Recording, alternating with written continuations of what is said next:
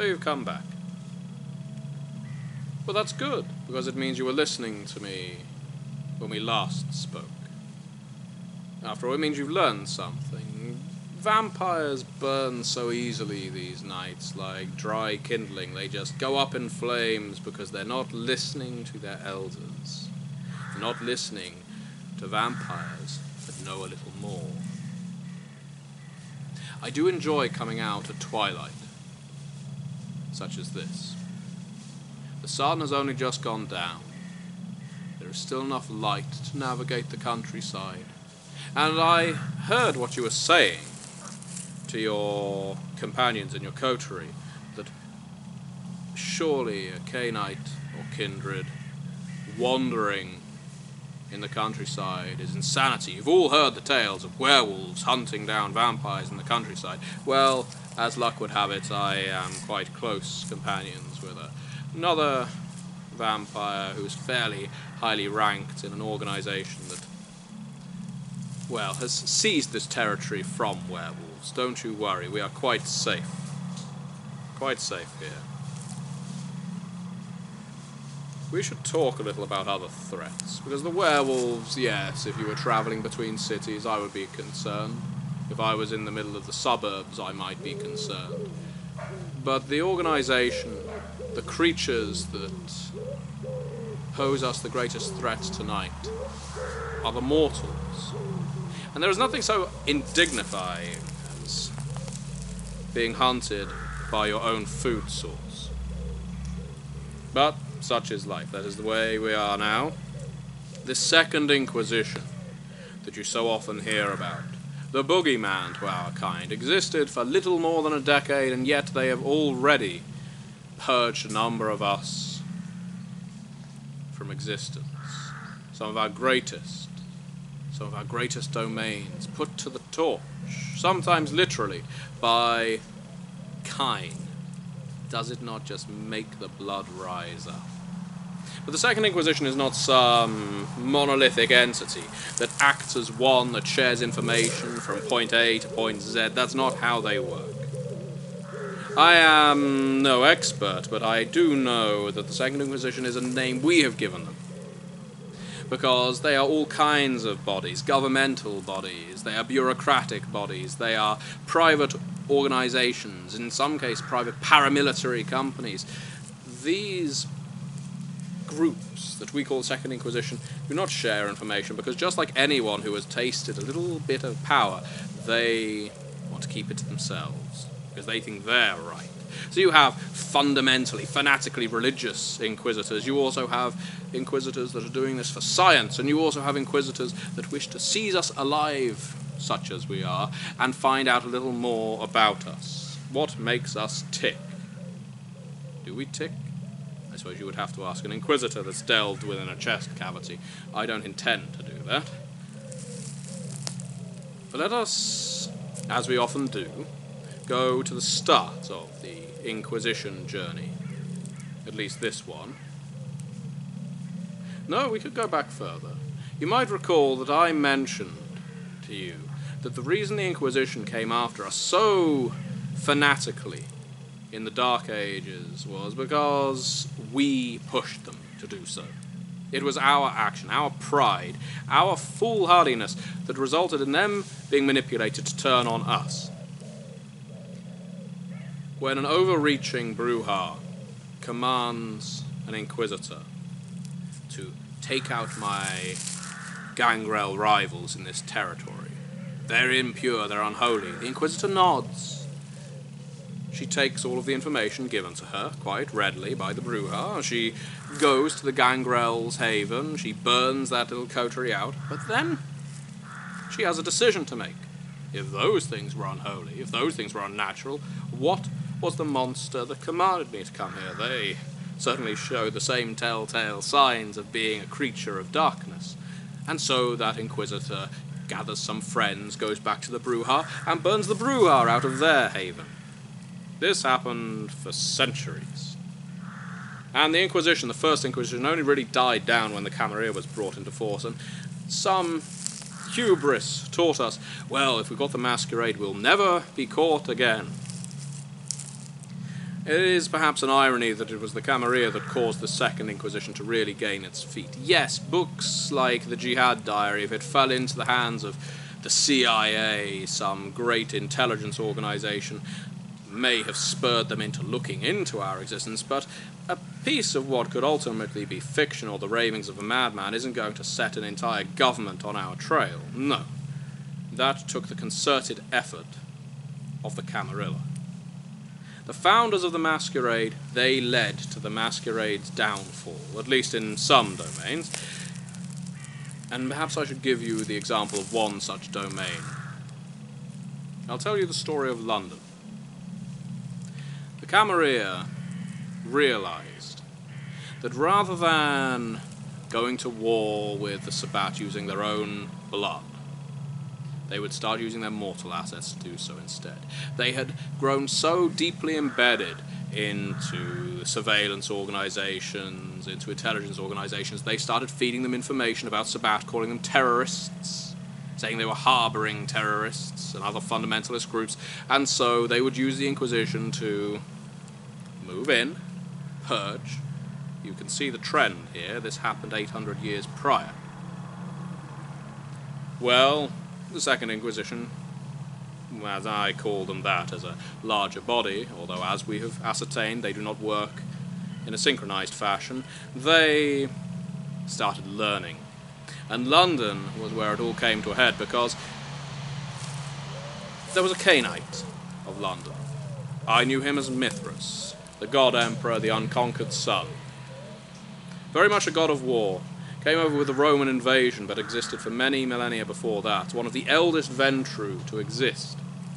A grand and noble and righteous vampire, who I would lay down my existence for, again and again. He was Prince of London for a long time, and was believed fallen in the late 1990s after destroying an entire sept of werewolves. He fell to the unworthy fangs of a Banu Hakim of the Sabbat, by the name of Monty. The ignominy of falling to diablerie, to Monty Coven. But Monty Coven drank Mithras' broken form, drank the blood, drank the soul.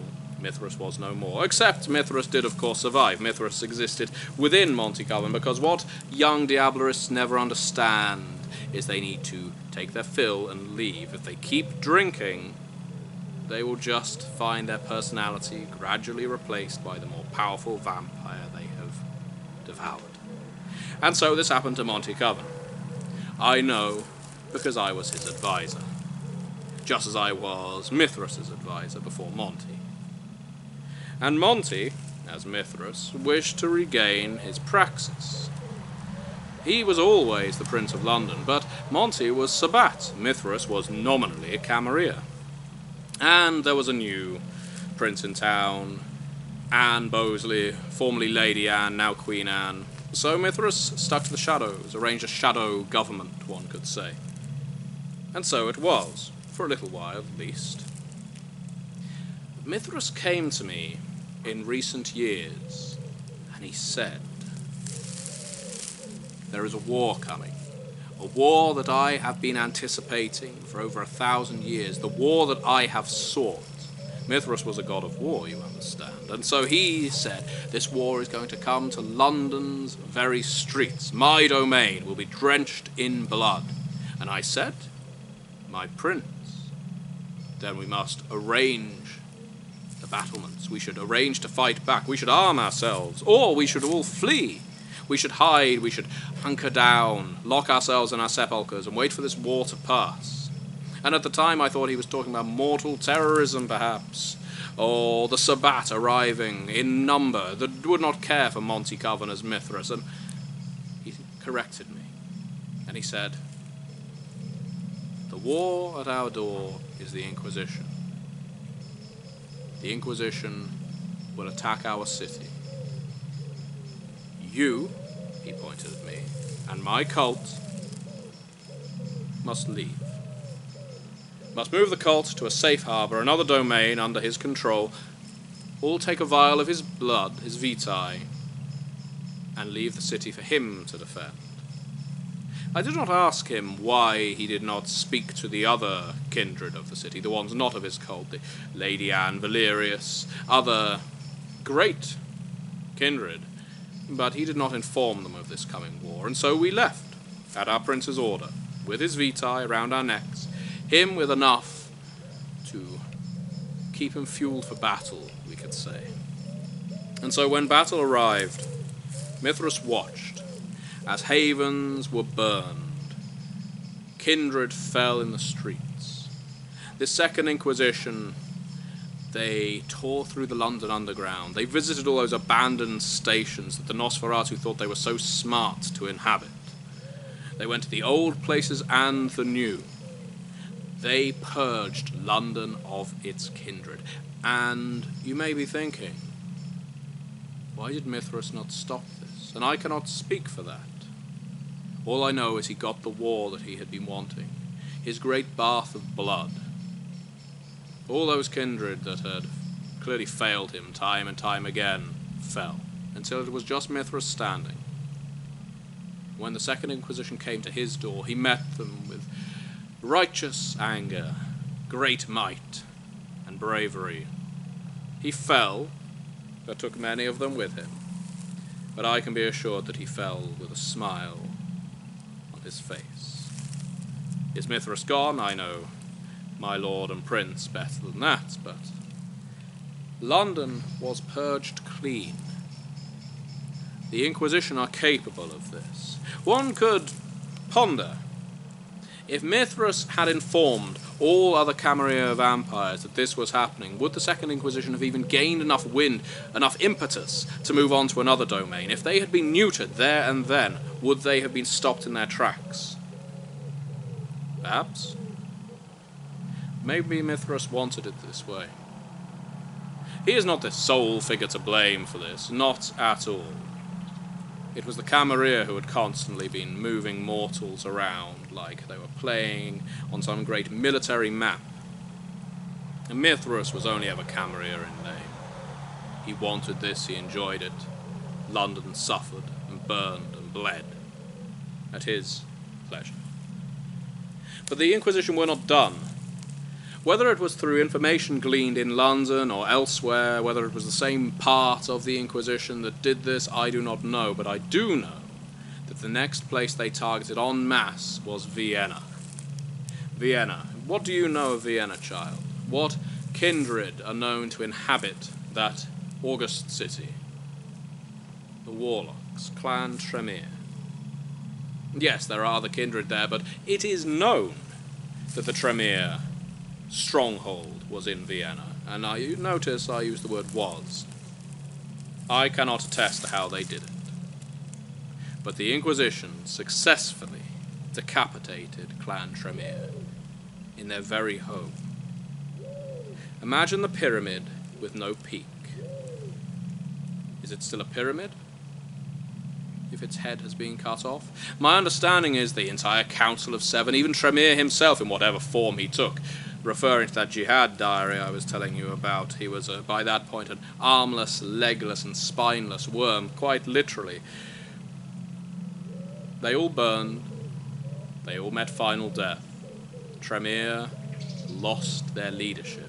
What happens when you are a clan defined by your leadership's commands, and that leadership suddenly disappears? Well, that's when you fracture, little neonate. That's when you form houses. House Tremere, House Goratrix, House Kana. And we will discuss this a little more when we talk about clans in greater detail, but needless to say, the rumour mill has it the Second Inquisition thought that Vienna was the home of all vampires. After all, it was in Eastern Europe, it tied into the mythology, and believe me, these Inquisitors believe their mythology. I have heard of these Inquisitors approaching us with garlic. I have heard them holding crosses aloft. I have heard that they believe that shooting a stake through our heart will disintegrate us into ash. They have been watching a little too much pop culture and interviewing too few of us. That is why these books such as the Jihad Diary are so dangerous, because they can learn a little more about the truth. It is, however, interesting to see how quickly they pass the truth from the lies. And we will have to see the result of that in time to come. I am sometimes asked what is the best method of combating Second Inquisition, and there is no easy answer to that. After all, they are mortals. They have the sun on their side, and that is a great and powerful weapon that we have very little defense against. One of the reasons I come out at twilight is quite simply because they're not looking for us when the sun has only just gone down. I ensure my ghoul wakes me as soon as she can. Then I take a walk while I can still admire the flowers in the garden. But either way, how to combat mortality? We do not wish to destroy them, after all they are our source of blood, and we do not have the numbers or weaponry to do so. We have already seen what happens when you try to manipulate them. Eventually, one vampire gets a little full of themselves, a little too consumed with pride, and pushes those Inquisitors a little too far, only to find that doing so will get them destroyed. So, what to do? Well, you sow misinformation, little neonate. You play on the mythos, you play on the rumor mill, you expect them to digest every little seed of misinformation you feed them, because they love to learn. They love to learn about this. They love to think that they are smarter than us. But we have centuries, millennia on our side. We know how mortals work. They do not yet know exactly how we work. And that is why it is a frightening prospect to consider that they take us from our crypts and they interview us in interrogation chambers as if we were mortal terrorists and they were trying to pump us for information. Because I have every belief that neonates such as you, weak-blooded kindreds such as you, would give up anything for another night of life. Well, I can tell you that another night of life isn't so precious if it means your entire society will collapse as a result. Camarilla has, as a result, become infinitely more elitist. They are afraid that the anarchs will bring the Inquisition to their door. They do not accept that they are, in large part, responsible for the condition that we exist in tonight. So, they carve out the anarchs from Camarilla domains. They send them away. They say, you can no longer be in this city. This is a Camarilla city. And when they do that, they weaken their number, but they ensure their masquerade. So the Camarilla fight them by hiding. The anarchs fight them by wearing cloaks woven of mortal flesh. Not a literal thing, you understand, but I do the same thing. I surround myself with kine. They may be heavy on my shoulders. They may make me slow my pace, because I have to maintain them. But if I am masqueraded by mortals, I am not being looked for. And you can see, I do not find it easy to hide. I look quite ill, in fact. But that is something I cannot control. Thankfully, if I choose just the right mortals to surround me, we can all look a little ill. We can all hide me. And so, wearing a coat of mortals is quite an effective means of hiding. So while the Camarilla hides in its skyscrapers many floors above where the mortals walk, and the anarchs walk among the huddled masses, and the Sabbat, well, the Sabbat are a story for another time, we try to survive the Inquisition, but it is not going anywhere. The only time it will fade is when it thinks it has destroyed all of us, or when one of us decides to get to a point where we can control the heads of information in all the countries where these Inquisitors have risen, and that is not going to happen anytime soon, if ever. Although certainly kindred like Marcus Vitel have pretensions of achieving such an act. One of the places where the Second Inquisition hit us hardest, one of the reasons they knew exactly where to strike us, why elders, great and powerful, often quite removed from kindred society, burned where they slept, was because of a thing called SchreckNet. Have you heard of SchreckNet? It no longer exists. It was a Nosferatu online information network. It wasn't just some forum or chat server. This was a grand old database in the dark net that detailed secrets, hundreds, thousands of secrets, tied to kindred, dead and still extant. But somehow, and I do not know how, the Inquisition got inside SchreckNet. They discovered it, they worked out how to get through it, and when they discovered it, it wasn't long before the Nosferatu noticed. I understand they tried to do a heavy purge of their information, but how much of that was seized by the Inquisition, I cannot say. The Nosferatu, all credit to them, they went to their masters in the Camarilla, they grovelled and they kneeled and they wept and they said, "We did not know, we could not have anticipated it." But let me point something out. The Nosferatu took far fewer blows to their power bases than any other clan. Oh, it is believable that the Nosferatu purged their information before anyone else's, but I think it is more likely that the Nosferatu were using SchreckNet to chronicle other clans' information. They were never storing theirs there, because they always had it in their minds that someone might get in. They did not threaten themselves in this. They led to the death of hundreds of kindred, and they are yet to be held accountable, perhaps because the Camarilla is in desperate need of enforcers, spies, and numbers. And the Nosferatu, for the time being, are loyal to the idea of the Masquerade. I suppose they have to be, looking as they do. The Second Inquisition started because Cainites and kindred were foolhardy. We thought we were the gods. We have not been gods for millennia, no matter what the Sabbat might tell you. We are weak. When we're on our own, we need our sects to hide us. We need our domains and our herds to hide us. It will continue until we convince it that we are gone, or until it is destroyed.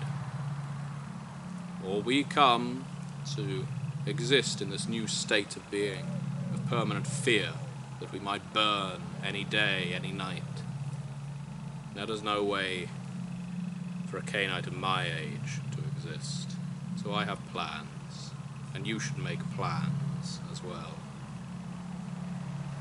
Never make the mistake of attempting to manipulate kine in great positions of power. It has been tried before, and every time it comes back to bite. And despite my warning you of this, I know that you and kindred like you will attempt it. Someone will think, the president is mighty dopey, let's try and get in his head. As soon as you try something like that, as soon as someone notices something is wrong, this happens. When the information networks around the world are onto us, we have very few places to hide. And the coda to this little lecture is a question I'm often asked. Why have the general public not reacted? Why have they not started publishing stories in the newspapers? Why have they not started spreading stories online? Why have they not created their silly little vlogs saying, I've seen a vampire, I know a vampire, vampires exist? And it's because the intelligence networks, the Second Inquisition, who can trace us with heat, they can trace us by our pulse, they can trace us by the electricity our bodies should be going off. They have their equipment in cameras, they have their equipment in sensors, they have weapons specifically designed to take us down, and yet they have not told the public that we exist. Why is that? Is it because they're afraid the public will panic? So like any good intelligence service, they keep the clandestine clandestine? Or is it because that just like us, when these mortals get a handful of power, a handful of influence over something they don't quite understand but they know is powerful, they want to keep it from the masses, the mob, the ill-educated? Because we have seen this before, haven't we? Whether it's information, whether it's nuclear weapons, whether it's anything, when a government gets something the public wouldn't understand, they keep it to themselves. Because I guarantee there is a man in the CIA, and there is a man in MI5, and there is a man in the Society of Leopold. They all think that when I know everything there is to know about the kindred, when I know everything there is to know about vampires, I can control them. I can turn them against my enemies. And just like that, we come full circle. You know, weird state of affairs.